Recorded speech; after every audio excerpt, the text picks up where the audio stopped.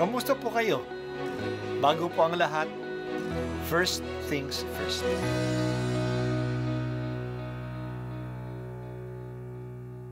Good morning po. Sinisimulan po natin ngayon ang first things first.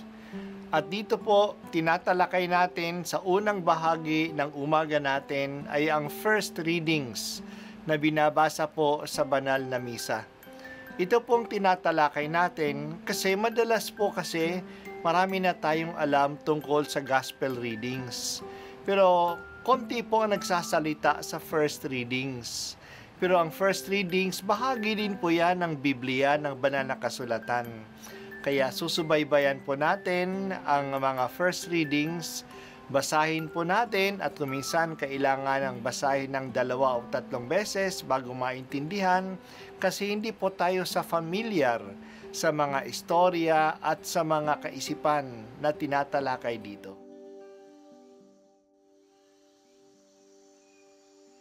Ang pagbasa mula sa mga gawa ng mga apostol. Noong mga araw na iyon, dumarami na ang mga sumasampalataya at nagreklamo ang mga Helenista laban sa mga Hebreo.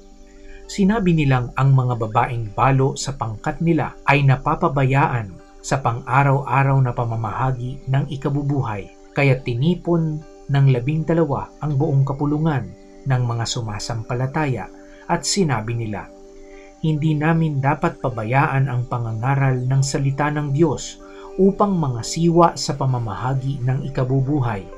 Kaya mga kapatid, pumili kayo ng 7 lalaking kilala sa pagiging mabuti, matatalino at puspos ng Espiritu Santo at ilalagay namin sila sa tungkuling ito at iuukol naman namin ang buong panahon sa pananalangin at sa pangangaral ng salita." Nalugod ang buong kapulungan sa panukala ng mga apostol, kaya't pinili nila si Esteban, isang lalaking matibay ang pananalig sa Diyos at puspos ng Espiritu Santo, at sina Felipe, Procoro, Nicanor, Timon, Parmenas at Nicolas na taga-Antioquia, isang hentil na naakit sa Judaismo. Iniharap sila sa mga apostol, sila'y ipinanalangin ng mga ito at pinatungan ng kamay. Patuloy na lumaganap ang salita ng Diyos at ang sumasampalataya ay parami ng parami sa Jerusalem at maging sa mga saserdote marami ang sumampalataya. Ang salita ng Diyos. Salamat sa Diyos. Hindi naman maayos ang lahat sa unang mga taon ng simbahan. May mga problema ring dumadating. Isa sa mga problema ay ang banta ng gulo at pagkakahiwalay. Tandaan natin na nagkakaisa ang mga Kristiyano kahit na sa kanilang mga ari-arian. Binibigay nila ang kanilang mga pera sa mga apostol at binabahagi naman ito ng mga apostol sa mga nangangailangan. May 2 natural groupings ang mga Kristiyano noon.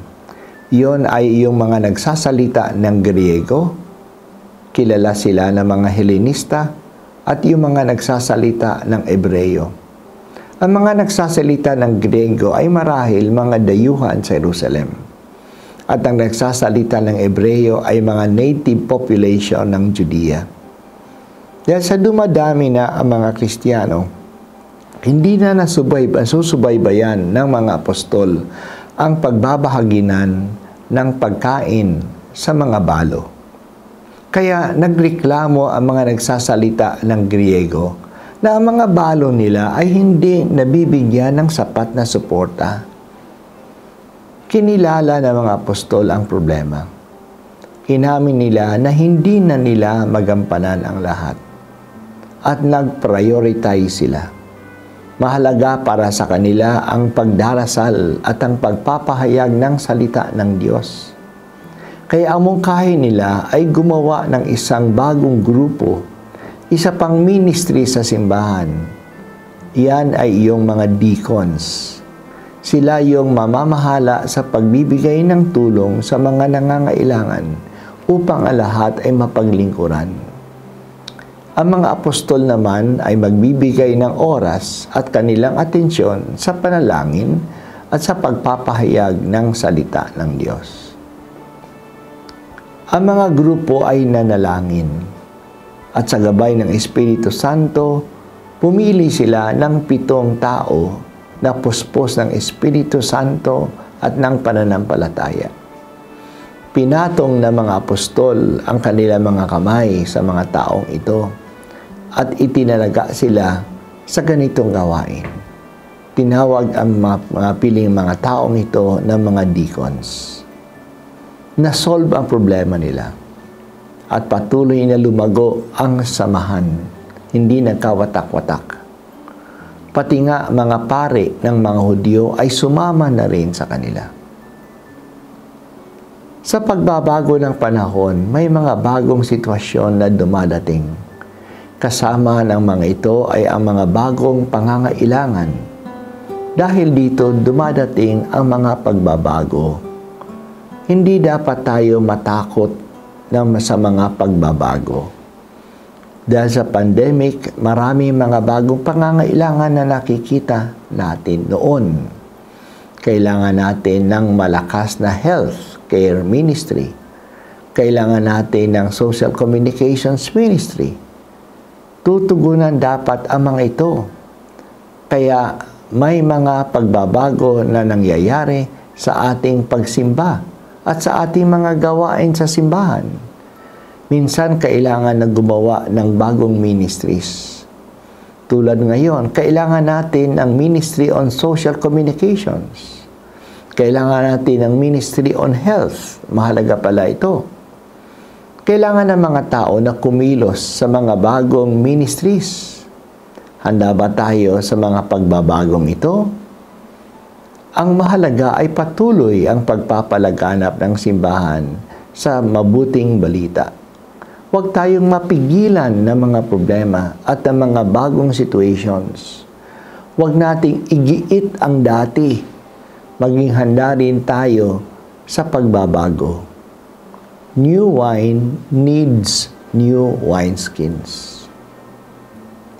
Salamat po Panginoon sa ministries ng mga deacons.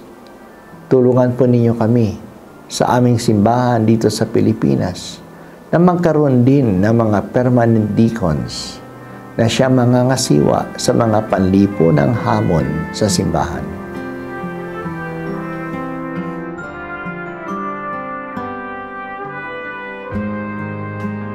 At ako po ay si Bishop Broderick Pabilio dito sa First Things First.